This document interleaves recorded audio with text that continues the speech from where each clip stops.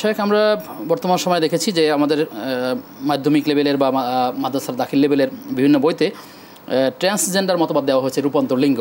তো এটি নিয়ে সরব ইসলামী অঙ্গন, সরব ইসলামী স্কলাররা, মাদ্রাসা শিক্ষিত আপনার সাধারণ জনতা, নাগরিক সকলেই সচেতন। এটার প্রতিবাদ আমরা চাই, আসলে আমরা এটা চাচ্ছি না এটার, এবং এই সিলেবাস কমিটিতে ইসলামিক লোকদেরকে অন্তর্ভুক্ত করা প্রয়োজন আমরা মনে করছি, বা এখানে কোনো বিষয় নিয়ে বইতে থাকার কথা না।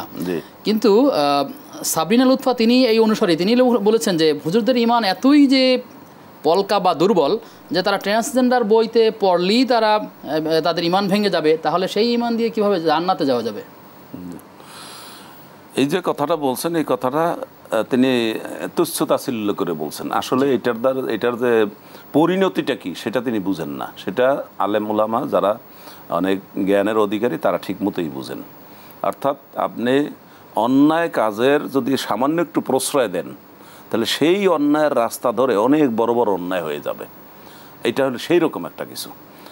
আপনার পুরুষ মহিলা, মানে আরবিতে বলা হয় মুজাক্কার মুয়ান্নাস, বা ইংরেজিতে যদি বলেন ফেমিনিন মেসকুলিন, এই যে বিষয়গুলো, স্বামী স্ত্রীর বিষয়গুলো, এইগুলো কাউকে পড়ানো দরকার হয় না, এইগুলোর জ্ঞান কাউকে দিতে হয় না। এটা সৃষ্টির একেবারে যত ইতর ভদ্র যত প্রাণী আছে, মশা মাছি, গরু ছাগল, কুকুর বিড়াল থেকে শুরু করে সবাই এই বিষয়ে সময় মতো জেনে নেয়। এই ধরনের মতবাদ সিলেবাসে দিলে তো আসলে ভবিষ্যতে এটা সবাই সময় মতো জেনে নিবে, কোনো অভিজ্ঞতা এটা লাগবে না।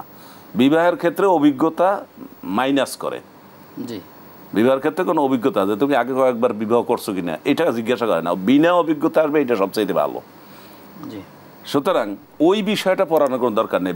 পড়াতে হবে তাকে সে ভালো মানুষ হবে কিভাবে, সে মানুষের সাথে ব্যবহারটা কি করবে, তার ভবিষ্যৎটা কি, তার এই জীবনটাই কি শেষ না আরও জীবন আছে, এই জীবন নিয়ে যাবে সেই জীবনের কাছে, সে কি জানে, এই বিষয়গুলো পড়াতে হবে। সুতরাং ওই ট্রান্সজেন্ডার কীভাবে একটা ছেলে মেয়ে হবে, একটা মেয়ে কীভাবে ছেলে হবে, এবং সে বলবে আমি একটা মেয়ে হয়ে গেছি, তাকে আর কিছু বলা যাবে না, এই সমস্ত মানে আহ্লাদের উদ্ভট চিন্তা ভাবনা, এগুলো আল্লাহ তাআলা আমাদের সন্তানদেরকে জবাব দাও আমাদের বেশি, এরকম চিন্তা থেকে আমাদের সন্তানদেরকে আল্লাহ তাআলা মুক্ত রাখুন।